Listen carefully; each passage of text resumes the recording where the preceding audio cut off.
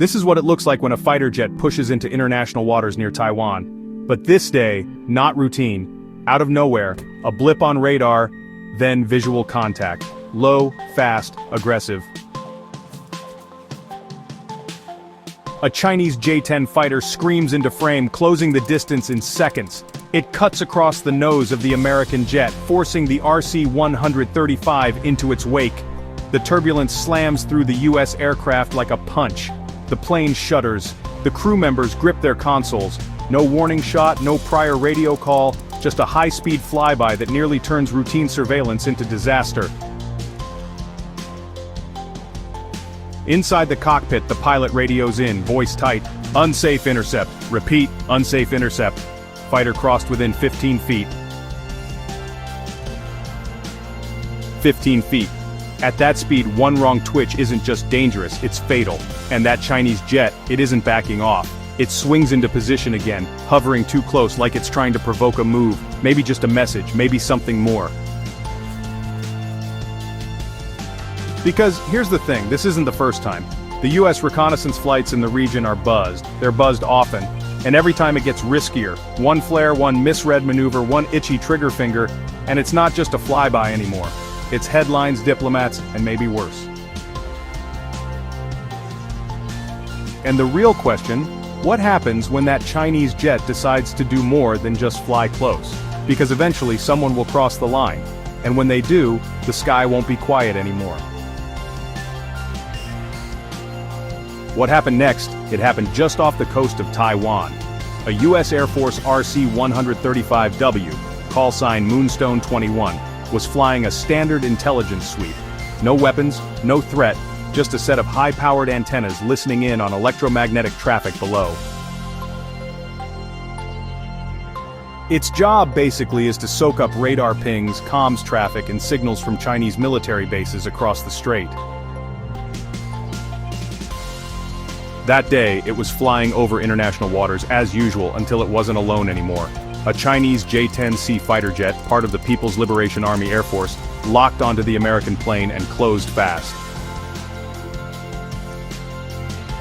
Within seconds, it was flying wing to wing, close enough to make out markings on the fuselage, close enough to shake the U.S. aircraft in its slipstream.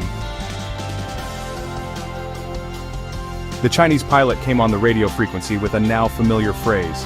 "You are entering Chinese airspace. Leave immediately."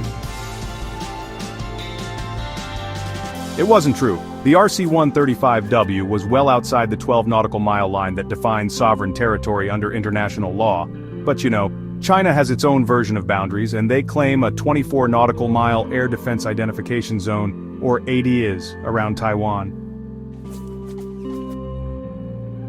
The US doesn't recognize that claim, so the plane stayed on course. But the J-10 didn't just posture. The fighter began aggressive maneuvers, darting in front, pulling several vertical loops near the nose of the recon plane, and allegedly painting the RC-135 with its onboard fire control radar. That's aviation speak for what amounts to a digital trigger squeeze. In combat, radar lock is usually one step before a launch. And this isn't just posturing, this is muscle memory from war training. The US crew on board stayed calm. Their training really kicked in, you know. They documented the intercept and they called it in. And most importantly, they didn't overreact. But behind those cool radio voices was a shared realization. This is getting worse. These kinds of intercepts aren't new, but honestly, they've become more frequent and more dangerous. In 2023, a Chinese J-16 buzzed another RC-135, passing so close that it forced the US aircraft to fly through its wake turbulence. That wasn't just reckless, it was deliberate. In 2022, there were at least 180 unsafe intercepts reported by the US Indo-Pacific Command. Some involved fighter jets, others involved naval shadowing, but all share the same message from China. This is our backyard, back off. But here's the thing, they're not legally right. The RC-135W that day wasn't violating Chinese airspace. It was doing what US aircraft have done for decades, asserting freedom of navigation and gathering intel in global airspace. And that J-10C, not just any fighter, it's China's pride. A 4.5 generation multi-role jet armed with PL-15 long-range missiles, AESA radar, and electronic warfare systems. It can fight, it can jam, and when it wants to, it can intimidate. That day it came close to doing all three. The intercept lasted less than 10 minutes, but the footage, the radar data, and the voice recordings were logged, analyzed, and sent straight up the chain from Pacific Command to the Pentagon. Publicly, no response, no press conference, no dramatic retaliation, but quietly it triggered something deeper. Another tally mark on a growing list of near misses, another memo reminding planners in Washington and Honolulu that the next time might not end in a clean break. And, another sign that in the skies near Taiwan, the margin for error is getting razor thin. Because honestly, if that radar lock had gone just one step further, you wouldn't be watching this as a YouTube video. You'd be watching it on the evening news. In the world of modern air combat, proximity isn't just bold, it's actually lethal. When a Chinese J-10C flies within meters of a US RC-135W, that's not just a message, it's a dare. And in the high-stakes theater of East Asia, a dare can turn deadly before anyone even touches a trigger. Let's be clear, this kind of intercept isn't just aggressive, it's classified as unsafe. Now that's not just a subjective term, it's the Pentagon's official designation when a military aircraft is intercepted in a way that threatens flight safety. That could mean flying too close, cutting across its flight path, or worst of all, engaging radar lock without cause. And in this case of the RC-135W near Taiwan, China checked nearly every one of those boxes. Now you might ask, why does it matter if a fighter jet gets close? Here's the brutal reality. At 500 knots, close becomes collision in a heartbeat. Aircraft like the RC-135W aren't built for evasive maneuvers. They're retrofitted Boeing airliners turned surveillance giants, flying circuit boards with engines. When turbulence hits them, it's not a shrug, it's a violent lurch, it's spilled coffee, alarms, and a shaken crew. One misstep by that fighter jet or one overcorrection by the recon aircraft and both could be falling out of the sky before anyone even knows what happened. And the thing is, we've been here before. In April 2001, a US Navy EP-3 Ares, another signals intelligence platform, was intercepted by a Chinese J-8 fighter over the South China Sea. The J-8 got too close, clipped the American plane mid-air, and shattered on impact. The Chinese pilot died. The EP-3, severely damaged, made an emergency landing on Hainan Island, China. Its 24-member crew was detained for over a week. China called it a violation.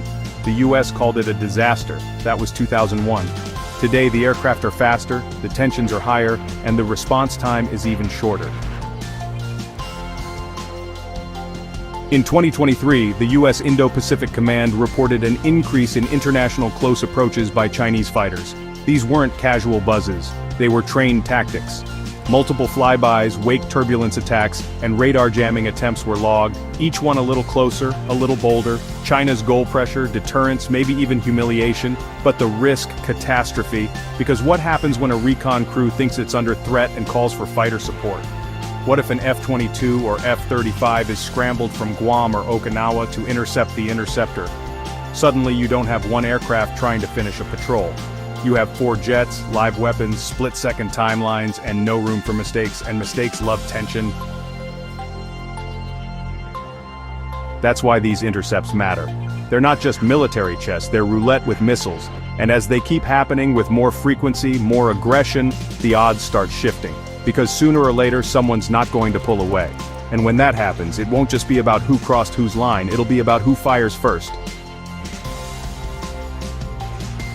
Let's say it finally happens. Let's say one of these intercepts doesn't end with a flyby. Let's say a Chinese fighter closes in too tight, 15 feet becomes 5. The RC-135W, flying straight and level, can't dodge in time. The J-10's wing clips the US aircraft's tail. There's no time for debate. The recon jet jolts sideways, spirals into a controlled descent. Its crew, fighting every foot of altitude, stays airborne. Emergency squawk codes are broadcast. Fuel is dumped. Nearest airfields light up. A KC-135 tanker orbiting nearby diverts to assist. The damage is severe, but somehow they make it to Andersen Air Force Base on Guam. Nobody dies, but the message is clear. It could have gone the other way. And now, the US has a decision to make because that J-10 didn't just buzz a plane. It nearly took down an unarmed aircraft in international airspace, an act the Pentagon might not define as a close call, but as a hostile engagement, maybe even an attack. The National Security Council meets, intelligence is reviewed.